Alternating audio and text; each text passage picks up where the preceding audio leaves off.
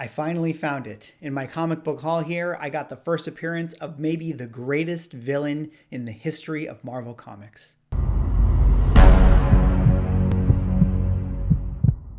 Ladies and gentlemen, welcome back to another video with Swagglehas. And in this video, I finally found it. One of the books that I've been looking for so very long, the greatest villain first appearance there is in Marvel comic books. I also found a lot of other great comic books here in my recent comic book haul that I'm going to show to you guys. A lot of stuff for Spec, a lot of stuff for investment. So I'm really excited to share that with you guys here today. But before I get into the books, if you guys could drop me a like or comment or subscribe if you're enjoying the content, help support the channel, do one of those things, I would appreciate it. But let us get into the fun stuff here and let us reveal to you guys the book that I found.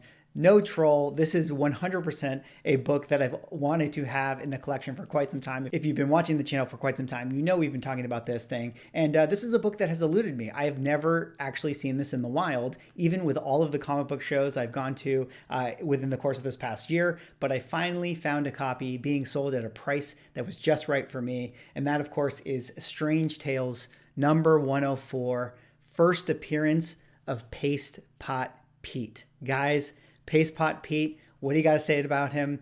The stupidest, best Marvel villain there is in Marvel comic books. The elusive copy finally found its way to me. I was so excited to come across this one. I couldn't believe it. I mean, obviously this book is a little bit beat up. It's got some chipping up here. You know, the spine is kind of beat up, but you know, the pages are still attached. The cover's still attached. I was able to find this one for $65.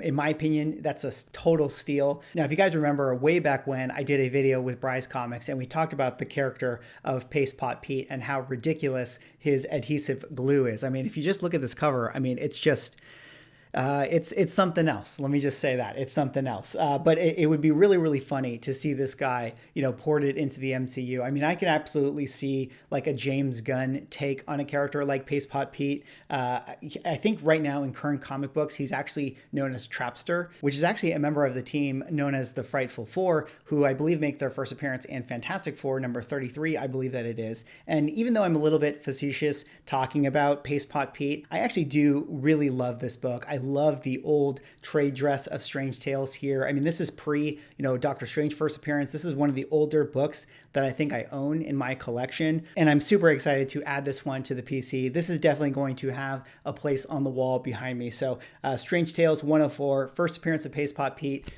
You know, I don't know, maybe one of the greatest villains there is in Marvel comic books.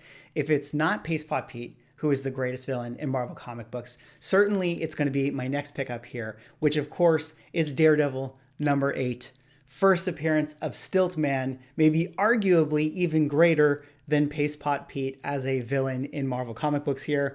This is a book that, of course, maybe you guys know was on my wish list for 2022. I had put out that video on Christmas Eve of last year.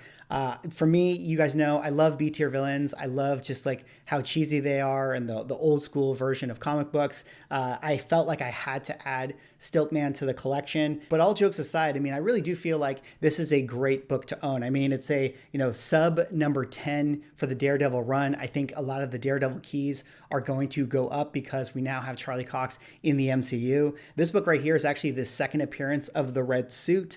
So I think there's a lot of good things going for this book. I even do think that it was once talked about that Stiltman was one of the characters that Hulu was not able to use in the MODOK show because, you know, Marvel maybe had plans for him or wanted to save him for something that they would do. So you never really know with Stiltman. I mean, he could make his way into the MCU. He definitely has that James Gunn-like quality of a goofy character that, you know, could subvert our expectations if they brought him into the Marvel Cinematic Universe. But regardless, I think this is a great cover. Super happy to have found this one. Got it for $30. It's probably a VG copy, which is a great pickup if you ask me. All right, the next book I got right here is a little less of a meme, so don't worry. I got some really great pickups and specs and stuff like that as well. But this one right here is a book that, you know, we actually talked about this one on the Illuminati podcast that we did just the other week. But this is Marvel Premiere number 47, first appearance of Scott Lang as Ant-Man. We all know that, the Scott Lang, Paul Rudd version of the character is going to be having, another film sometime in the next year.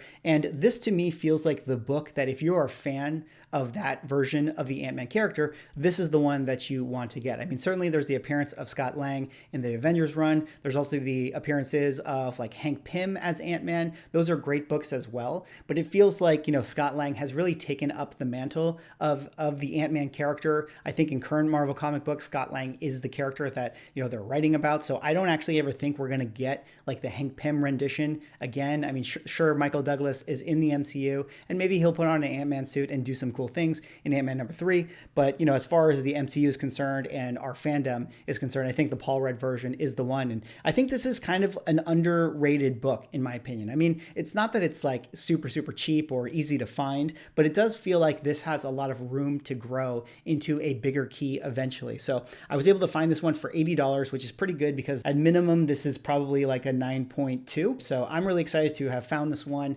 Happy to add it to the PC, but the book is in pretty good shape and it might be something that I would eventually want to send into CGC to get graded and sell on an online platform like the sponsor of this video, MySlabs.com. Now, for those who don't know, MySlabs.com is an online marketplace that specializes in graded collectibles. And one of the best things about MySlabs.com is you can see right there, 1% fees for sellers. So sellers can make better deals with buyers and everyone gets to keep more money in their pockets. I'm going to play this little commercial for you guys and I will see you on the other end. Tired of paying 10%, 15% or more to sell your cards, comics, and digital collectibles? How does 1% sound? Too good to be true? Well, not anymore. MySlabs.com is the web's premier user-driven marketplace for buying and selling slabbed cards, sealed wax, and now slabbed comics and digital collectibles. So the next time you're forced to pay 10% or more to sell something from your collection, head over to MySlabs.com and join the 1% revolution.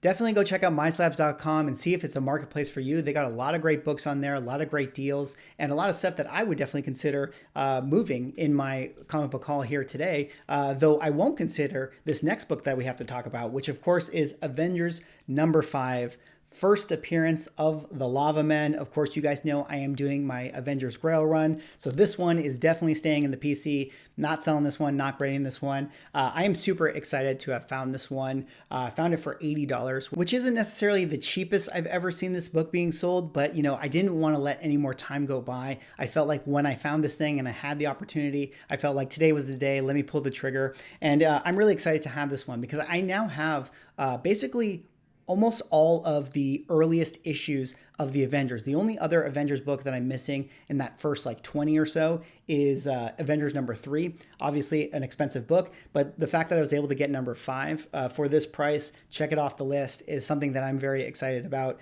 The Lava Men, obviously very goofy characters, but there is one speculative thing that comes with this book, and that is that the Lava Men actually have some interaction with the High Evolutionary and like Wondergore Mountain and stuff like that. So, there is that a little bit of urgency in the sense that if we're getting High Evolutionary in Guardians of the Galaxy 3 and they start to do some stuff in that space, maybe they're going to pull in the Lava Men in some kind of way. And how the market is, that book would totally get hot as a result of it. So I'm glad to check it off the list. All right, this next book I got right here is a really interesting one, a very cool one, and one that I was surprised how expensive this thing sells for right now online. And this, of course, is Incredible Hulk #141, first appearance of Doc Samson. Now, this book is really interesting to me. I'm sure there's a lot of people out there who are like big fans of the Doc Samson character. I've never really been like super high on him, but I know that he is a character that, has some sort of fan base. And one of the things that I think is really interesting is that, if we go back to the Edward Norton Incredible Hulk film, we had that actor Ty Burrell, who of course plays the dad in Modern Family.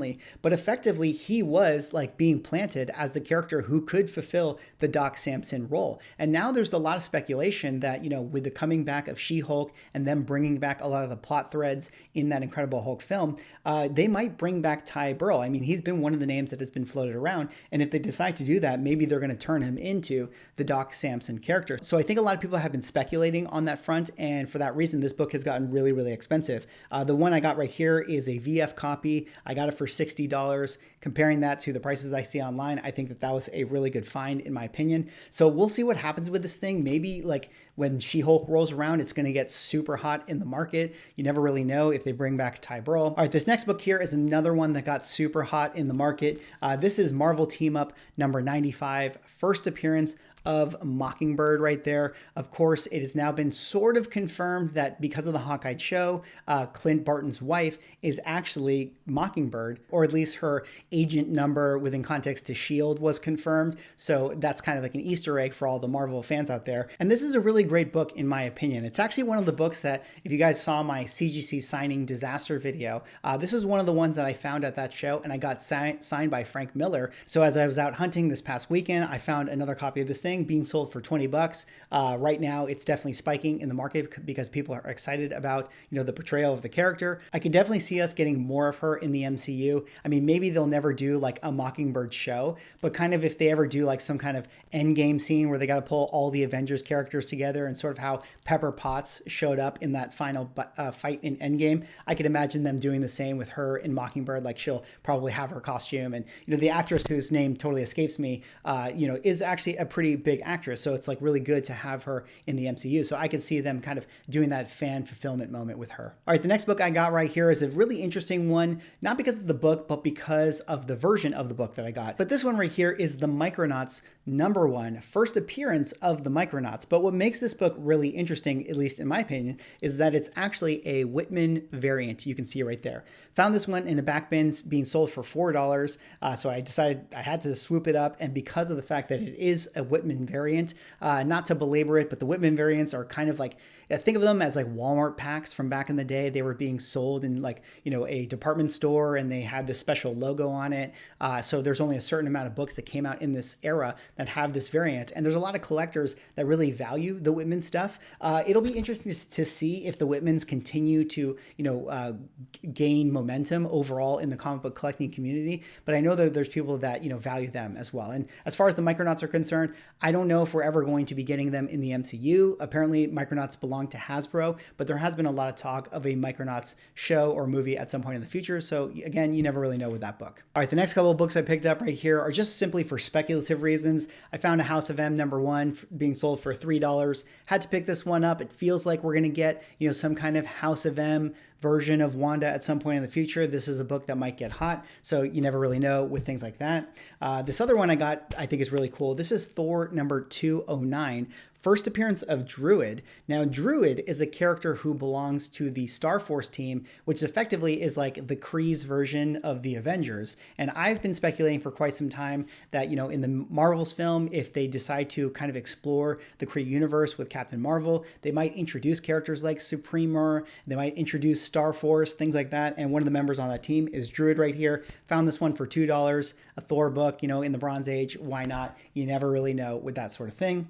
This next one here is a spec that, I'm sure you guys are well aware of, but this is Defenders #112. First appearance of Power Princess is also the first appearance of Arcana Jones. A lot of people speculated on this stuff because of the Agatha Harkness, a lot of like the witchcraft stuff, a lot of the things with the Darkhold, everything going on in that universe. And this has been a book that has gotten hot as a result of it. I was able to find this one for $3 in a back bin. So to me, the price was right. Decided to pick it up. I mean, again, you never really know with that type of spec book. All right, this next book right here is a very cool one. This is Marvel Chillers #2. And what is the significance of this? Well, this is definitely the second appearance of Modred the Mystic. Of course, he makes his first appearance in Marvel Chillers #1.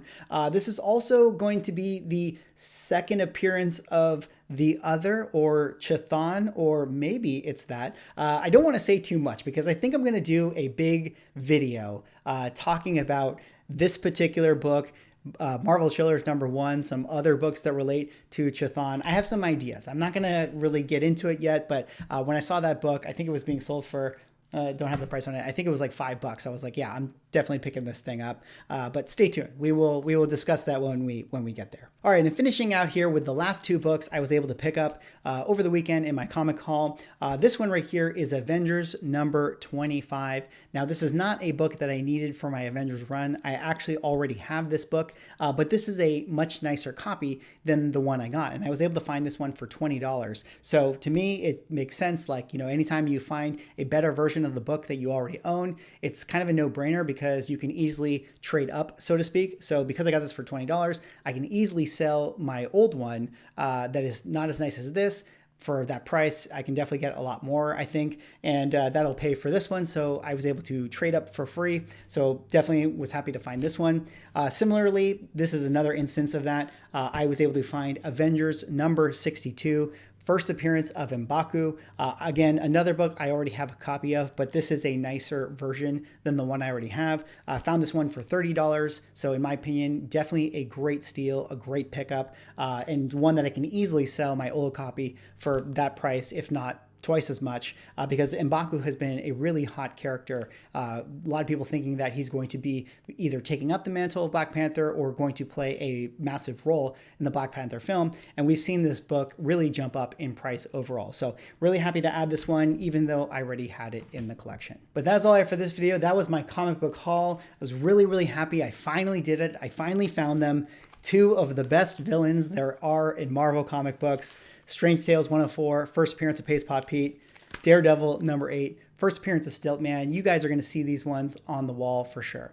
Anyways, that's all I have for this video. Drop me a like, comment, subscribe if you're enjoying the content, and I will see you in the next one.